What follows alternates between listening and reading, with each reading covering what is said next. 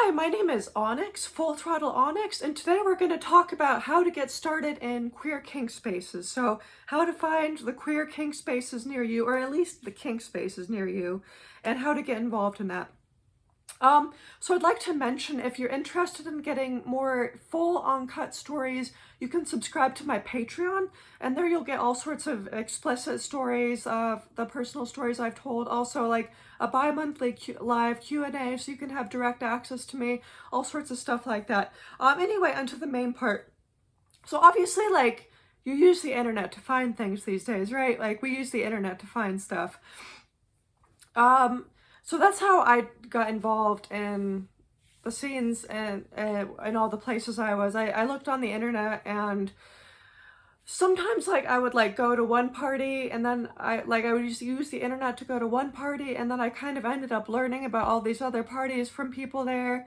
Or like here where I'm living now, I just went to queer goth night, and like everyone was, there's like a one dungeon in town, but everyone was like, oh yeah, it's like a bunch of like young hot queer people.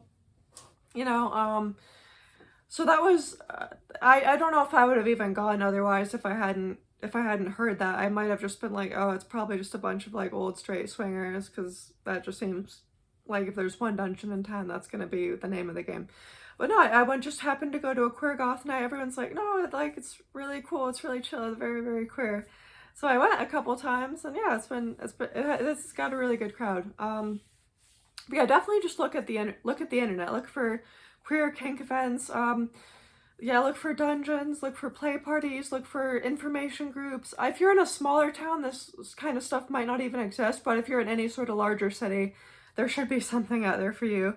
And sometimes it might be more pansexual, sometimes it might be more aimed at men, sometimes it may be more aimed at women, or woman, trans, non-binary, grouping them all together. But yeah, part of it really, it's not so hard to find out about this stuff, but a lot of it is kind of mustering up the courage to go to these sorts of events, because it's nerve-wracking the first time you go. It was very nerve-wracking the first time I went, but you just gotta do it. You just gotta bite the bullet and push yourself out of your comfort zone and go. I am so glad that whenever I got involved in the scene about 5 or 6 years ago, that I just decided that one day to go to that party. I mean, my life it's added a lot to my quality of life, and it was a really good thing to explore, and I'm so glad that I did that.